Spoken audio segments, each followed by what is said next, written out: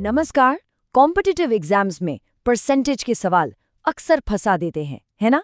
आज हम कुछ ऐसे शॉर्टकट्स, कुछ ऐसे तरीके देखने वाले हैं जिनसे ये सवाल चुटकियों में सॉल्व हो जाएंगे।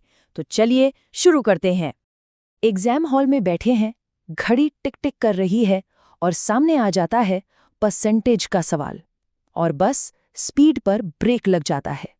अगर ऐसा किसी के साथ होता है तो यकीन मानिए, ये सिर्फ एक इंसान की कहानी नहीं है, ये हम सब की कहानी है।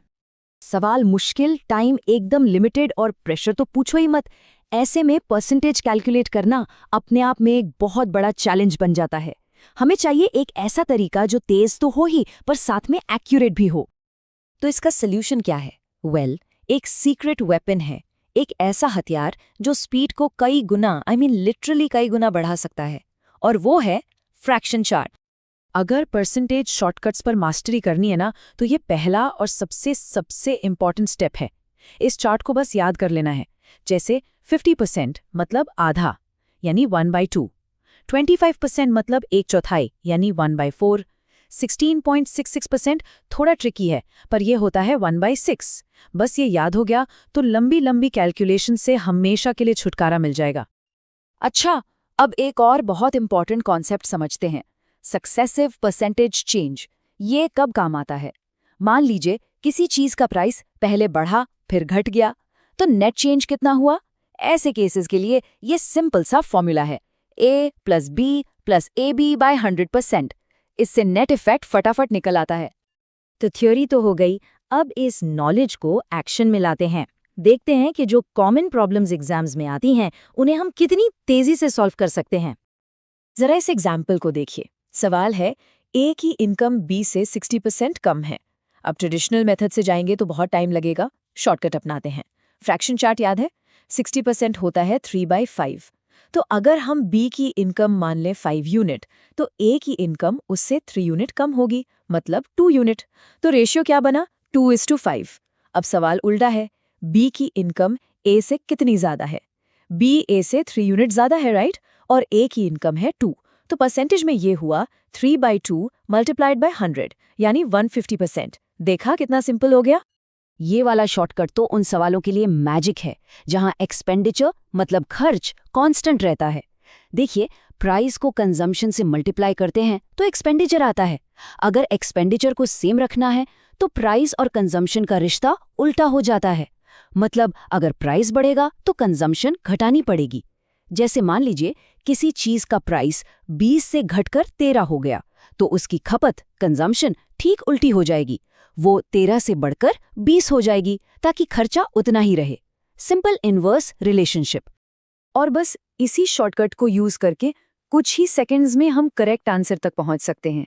जैसे एक प्रॉब्लम है, चावल की कीमत 35% कम हो गई और पहले 104 किलो चावल आता था। इस शॉर्टकट से हम इंस्टेंटली कैलकुलेट कर सकते हैं कि अब 56 किलो एक्स्ट्रा चावल खरीदा जा सकता है। No long calculations, just ratios. Okay, अब तक तो सब ठीक था। अब एक लेवल अप करते हैं। चलते हैं बॉस लेवल चैलेंज की तरफ, यानी वेरिएबल बेस्ड क्वेश्चंस। यहाँ होती है लॉजिकल थिंकिंग की असली टेस्टिंग।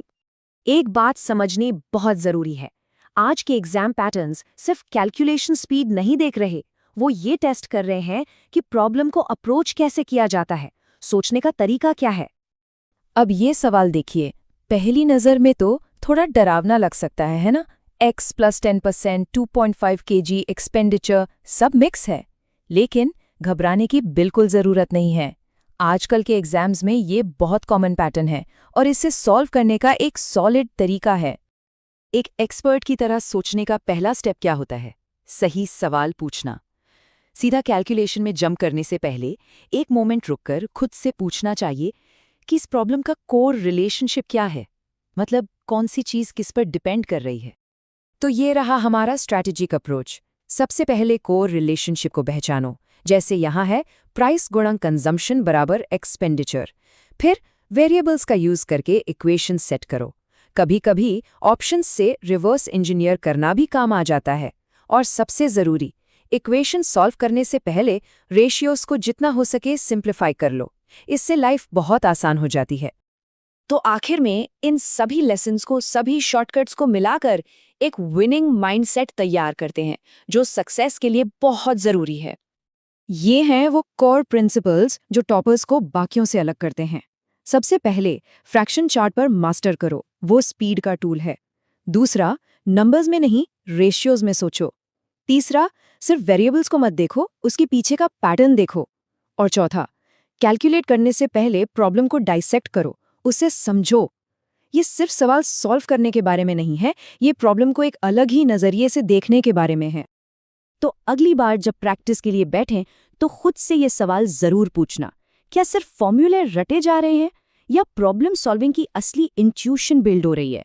क्योंकि असली मास्टरी वो सुपरफिशियल फॉर्मूला से नहीं बल्कि डीप अंडरस्टैंडिंग से ही आती है।